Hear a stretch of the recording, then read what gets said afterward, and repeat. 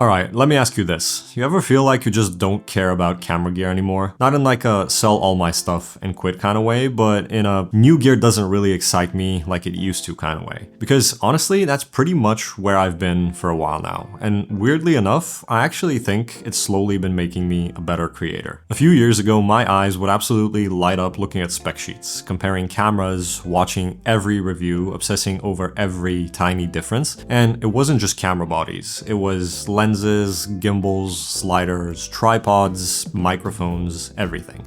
And don't get me wrong, I still appreciate good tools, but at some point I kind of realized that I pretty much already had everything I needed for the stuff that I was making. The thing is, camera gear is just good now. We've got phones being used on big major movie productions, and most entry-level cameras and lenses and gimbals are capable of producing high quality results. There are some exceptions where something is going to be an absolute piece of garbage, but even with the cheaper stuff, it feels like that's not really as common anymore, at least in my experience. And the differences between the newer models of stuff usually come down to small details that matter in certain situations, but probably won't for most people. A while back, I made this video talking about why camera gear feels boring now. And in that one, I talked about how I feel like we're at a point where gear is so good that any of the improvements that brands make are actually nothing that you haven't seen before or are so incremental that it's very hard to be excited about them because they don't really matter in the real world. So that's why I genuinely believe that any modern camera setup is going to deliver great results as long as you know what you're doing and how to use it. And as I've been accepting that more and more, I've stopped looking for the perfect, interesting setup and started trying to make the most out of what I already have. And because camera gear is just good now, I've started noticing something, which is that I'm using my boring gear more and more often, and I actually enjoy it more. It's not the newest, flashiest stuff, it's just simple and convenient. And when I call it boring, I don't necessarily mean it's bad. It just works how I need it to, it gets out of my way, and it lets me focus on the actual process of making stuff. And honestly, that is way more valuable than getting caught up in the next big spec jump that won't actually change my videos much. Like, if I've got two cameras, one that's technically better, but it's really clunky to work with, and one that's a little worse, but it lets me work faster and more intuitively, I'm gonna pick the second one every single time. Because at the end of the day, the thing that matters is what's coming out of the camera. And that's pretty much been my mindset for a while now with any piece of gear I use. I care much more about what it does for me and what sort of result I'm getting out of it instead of what's on the spec sheet for it. And what I find much more important are all the opportunities that a piece of gear opens up for me in terms of creating stuff that I like. If you've seen any of the gear videos on my channel, you might have noticed that I do my best to try and stay away from as much of the technical info about gear as I can, and instead I try to share my experience of using it and why I think something is cool. And that's something that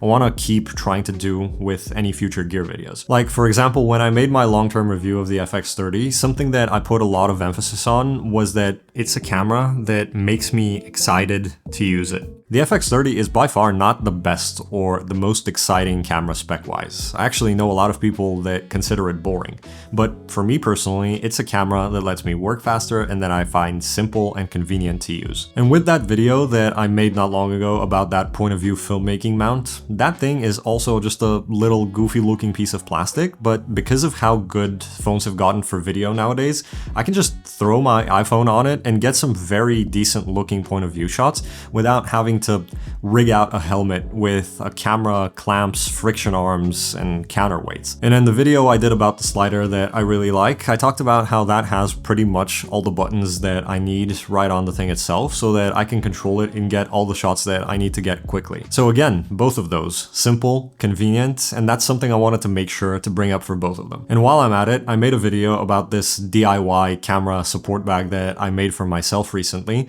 and that's literally just a bag that is filled with styrofoam pellets. There is nothing remotely exciting about it. It is super simple and kind of ridiculous, and yet it is probably one of my new favorite pieces of filmmaking gear. All of this to say that right now I'm at a point where some of, if not the most important things for me about a product are not the specs anymore, but instead how simple and convenient and effective it is. And if that means that it's considered boring, then that's fine by me, because I really really don't mind being bored of my gear. I don't need every single thing I ever use to come with an app that then connects to a microchip in my brain so that I can control it by blinking. I am much more excited by the stuff that is good at what it's meant for while being out of my way as much as possible. And over time, I've been able to realize that anytime when I felt restricted by the gear I was using in the past, when I would try to get a specific result and it just wasn't working, it wasn't because the gear was bad. It was because I was bad at using it. It was because I wasn't looking at the right places and the right things that would make my videos and photos better. Of course, I'd be lying if I said that there aren't times when gear can be a limiting factor for something that you're trying to make. I know a lot of people still love to say, oh, gear doesn't matter, but I think we're at a point right now where we can all collectively agree that's not true. However, I still think that 97% of the time when something isn't working out, it's not because your gear is holding you back. Like, speaking for myself here, I can definitely tell you that no amount of megapixels, no sensor size, no amount of sharpness on a lens could have saved some of the old crappy projects I've made. So the reason I said that being bored of gear has been a good thing for me is because the less interested and excited I've become by specs and the technical side of the gear that I'm using, the more time I have to focus on other stuff that actually matters a lot more for the look and feel of my videos. Now I'm not looking at dynamic range charts to figure out if my camera can make my videos look how I want them to, and instead I'm trying to practice and be mindful of the way that I light stuff. And I'm not wondering about what sort of color science or how much information I need to make something look the way I want it to. No, instead I'm spending more time on learning how to light for the look that I want to get later when I'm color grading. I'm also trying to spend more time on experimenting with the way that I color grade in general. And all of that stuff like lighting, color grading, scripting, composition, framing, all of those things are gonna be so much more important than the stuff that's on the spec sheet of my camera. Because the truth is, every second I spent figuring out my way around some gimmick that a brand put in their new piece of gear is time that I'm not thinking about how to actually make a shot look good. And the less I have to mess with my tools, the more I can focus on making something that actually looks and feels good. So it's the simple gear, the boring gear, that gives me everything I need and nothing that I don't. That is what I like nowadays. And this isn't just with physical gear either. Like, I've noticed this mindset carrying over to the way that I edit as well. I used to download and try tons of plugins, try out a bunch of fancy effects and transitions, and spend way too much time experimenting with tools that honestly didn't make my videos any better. But now I stick to the ones that make my workflow smoother. Simple tools, easy to use effects, and an editing process that helps me stay focused on what message I'm trying to get across instead of getting lost in unnecessary details. Like, for example, I've recently been using this piece of software that helps me cut down my A-roll for these YouTube videos faster, and that saved me a lot of time, which is great.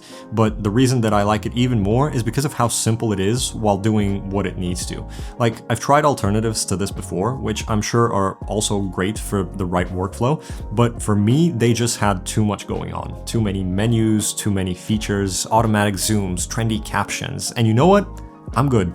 Give me 2 sliders and an export button and I'm happy. And this is also something that kind of carries over to the platforms I use for my video editing assets, like for example, the sponsor of this video, which is Artlist. Like I already said, I am a big fan of stuff that is easy to use, and when it comes to that, Artlist knows what's up. So for example, when I was looking for the background music for this video, I went over to Artlist, and under the sorting options, I went to mood and picked carefree, and then under genre, I chose hip hop and lo-fi and chill beats to narrow it down a little bit more. I also like having the highlights feature turned on, which essentially selects a short snippet for every song that I can quickly listen to and figure out if it matches the feel that I'm going with for my video. And whenever I find a song that I like through the highlights, I'll listen to the full thing just to double check that it's gonna work for what I need. And that's basically how I landed on these 5 tracks that you've been hearing in the background of different parts of this video so far. And the whole process was super quick and simple, which is exactly what I'm looking for. The interface is clean and the sorting options are great, so I'm not spending ages trying to find my way around to what I need. And something that they recently added to their website is a section called Tools that's basically like a hub for some of their editing extensions that,